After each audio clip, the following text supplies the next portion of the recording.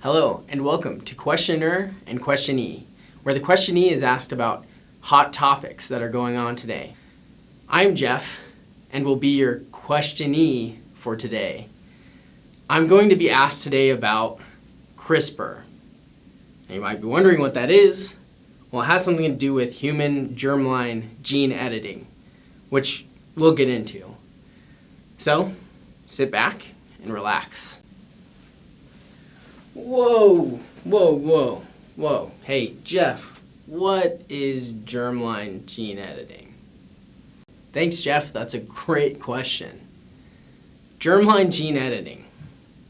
To answer this question, I'm going to take a step backwards and talk about DNA, deoxyribose nucleic acid. What that is just chemistry jargon for describing a molecule that is used as information that our cell uses, specifically information that our cell uses to make proteins and enzymes that are vital to life. So kind of like binary, you have a sequence of zeros and ones that tells the computer to do something. DNA has sequences of A, T, G, and C, adenine, thymine, guanine, and cytosine. These are the building blocks of DNA. So they align it in different orders to create a code or a gene that tells the cell what protein to make or what enzyme to make. So stepping back in, gene editing is the taking of one of these codes, putting it aside, grabbing a new one, and replacing it. So you have a new protein that will get coded for in the cell. So these proteins do a variety of different things, talking anything from hair color to how healthy our stomach is working. And so gene editing has a wide variety of applications, and disease is one of the most important applications that is really heavily researched today in science. So germline gene editing is specifically the taking of the genes from a unborn baby or a oocyte, so even before a baby is formed, from these egg and sperm cells. When they join, you can take that DNA that they've newly formed, edit that, and then you will have a baby that potentially has no disease that could have come to fruition once they were born. Hold up, Jeff. Wow. Okay. This sounds a little too science fiction-ish for me, so I don't know what you're thinking, but please explain. Well, Jeff, it sounds science fiction-ish because until recently it was science fiction-ish. But a discovery called CRISPR convinced us that we were going to be able to do this a lot sooner than we dreamt. CRISPR stands for Clustered Regularly Interspaced Palindromic Repeats. Okay, it's a mouthful, and I can't believe I memorized it, but that's what it is. And that is confusing, like very confusing. In fact, we don't really understand what those all mean until we look at what CRISPR actually is. So a scientist back in the early 1990s, Francis Mojica discovered or stumbled upon a stretch of DNA found in RK bacteria. It was so interesting because he saw this sequence and then a blurb, a random sequence. And then that same sequence appeared after that random blurb again. And then that continued to happen. And he just looked at that and said, whoa, that is very interesting. And so, after further investigation, he discovered it was a immune system built into the Archaebacteria's DNA, which allowed it to code for an enzyme that had that random blurb sequence left in it. And that sequence inside this new enzyme could clamp around DNA, find that same sequence, and then cut it out. Why is this relevant? Viruses will dump their DNA out and hope to try and get their DNA mixed in with bacterial DNA.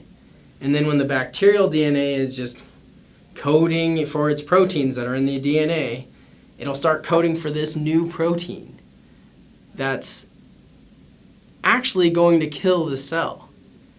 And so, in order to overcome this barrier, they evolved and they got this new sequence, this CRISPR sequence that enabled them to survive the attacks of viruses. So wait, why is this whole CRISPR thing relevant to gene editing? Whoa, hold your horses, Jeff, okay? I was about to get to that. So, CRISPR is relevant to gene editing because it gave us a device that could find a specific sequence of DNA and cut it out. So going back to gene editing, if you can very accurately cut out an undesirable gene, you will not risk accidentally cutting out the wrong thing and causing major issues for the organism that you just tried to heal. Okay, so we can start curing disease now, right? Well, not quite. We're still essentially infants in our understanding of gene editing and how to accurately reinsert a gene that will code for a healthy protein and enzyme.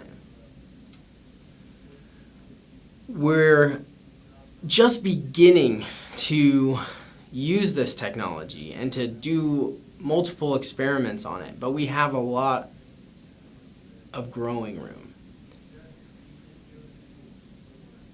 But it is so much more possible now than it was yesterday. Wait, whoa.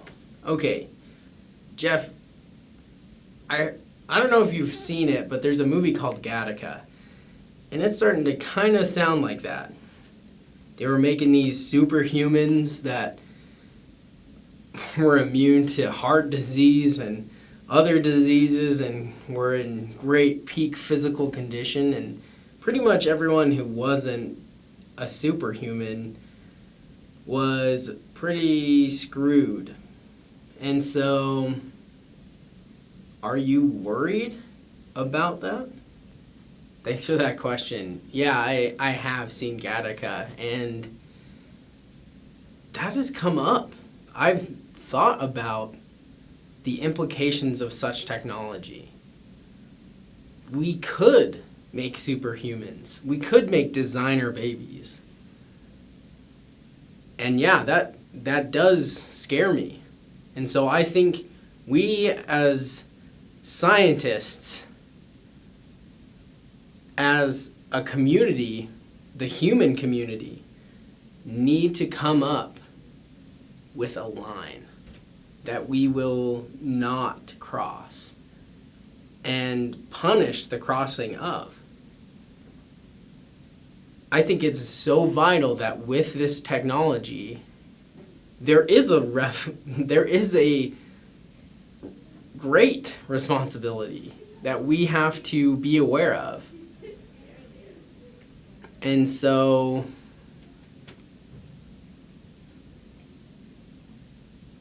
I've spent a lot of time trying to think about where we should draw this line. And honestly, I've come to the conclusion that not using this technology at all would be a shame, would be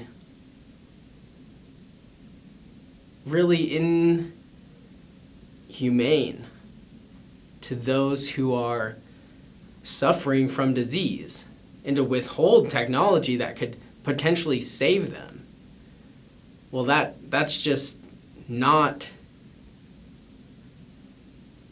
charitable. That's almost devoid of love. And so I also think that taking it to an extreme and making these pointless designer babies that only benefit the rich is way too far. I think personally, we need to draw the line at only using it for medicinal purposes and in life-threatening disease. Once again, thank you, Jeff, for your time. It was a pleasure, and you're welcome for my time. It was fun to ask you questions. And for all you listeners, just let me know what you guys think about this technology. Do you think it's something that we should be using to make designer babies, or do you think we should not even use it at all? I'd love to hear where you think we should draw the line on this technology. So just go ahead and leave a comment below of what you think the line should be. Thanks, guys.